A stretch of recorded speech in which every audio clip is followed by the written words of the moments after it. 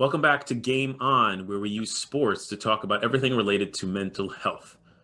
We're about to enter the weekend of the Super Bowl, one of the most popular sporting events of the year, certainly in the US, maybe not globally, but definitely in the United States.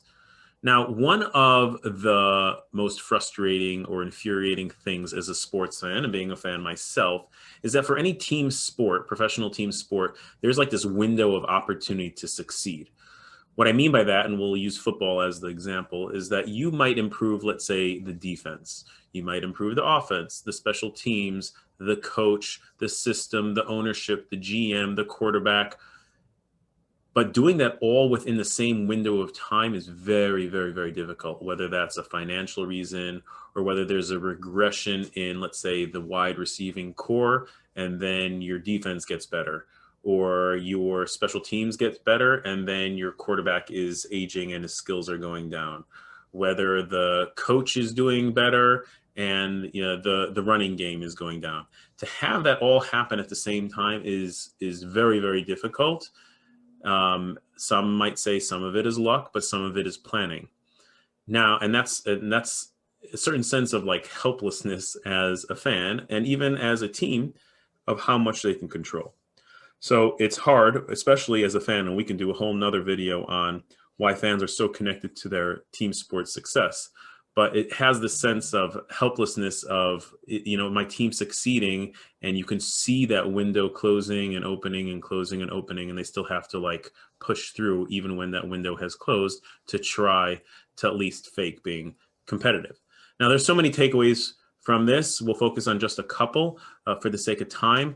I think some of the takeaways is the ability to have both long-term goals and short-term goals. And this certainly does apply to mental health because sometimes we get stuck on a long-term goal and don't acknowledge the short-term goals or the successes. And when we incorporate short-term goals, even very, very, very short-term goals, even within a day, within a moment, that will help motivate us. It'll actually help drive us as we move towards the long-term goals. If we only have the long-term goals and we have no short-term goals, then we're going to be quite frustrated. And vice versa, if we only have short-term goals and no long-term goals, what are we going to get to? So as a team, you both have to have the needs right now in this game, in this week, in this season, and then the off season, but then also long-term. Now, another piece, which is sort of related, is the concept of having different parts.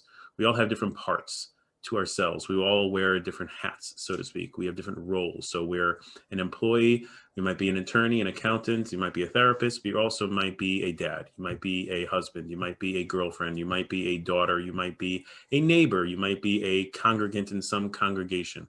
There are so many different hats and roles. There's also different parts of us from a sense of like what makes us up. So like, what do we value? So I can have the curious part of me. I can have the cautious part of me. I can have the adventurous part of me. I can have the intellectual part of me, all these different parts. Now, all those parts might not all line up at the same exact time.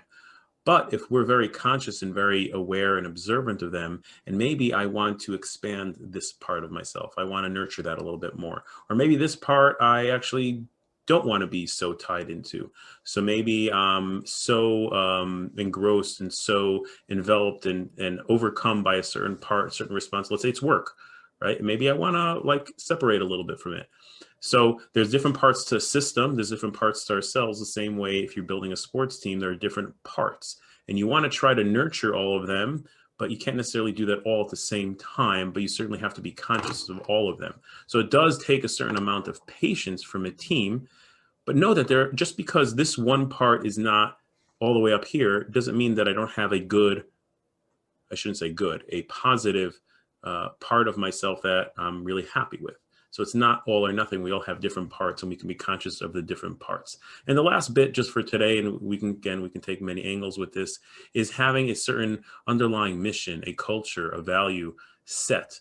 So in a team, you want to build a culture. The culture breeds success. So even if, let's just say, the special teams is not on the par of the defense, or the quarterback is not on par with the defense, or the defense not on par with the wide receivers, if you build a culture, if you have a certain mission and values within the system, that tends to breed success because they're buying into it and you have values. And even if you can't always translate that into a specific result, but if you are focusing on those values and keep on working in it, keep on working on it, the chances are is that it will come together, and each part of that system will pick up the other, and actually sometimes will actually help them produce more than technically on paper they're able to produce. So those are a couple of points going into the Super Bowl about a team's window of success.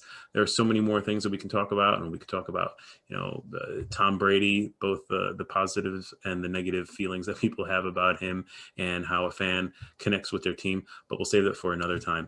Thank you so much for watching. I hope you enjoyed. And if you did, please share, subscribe, and all that fun stuff.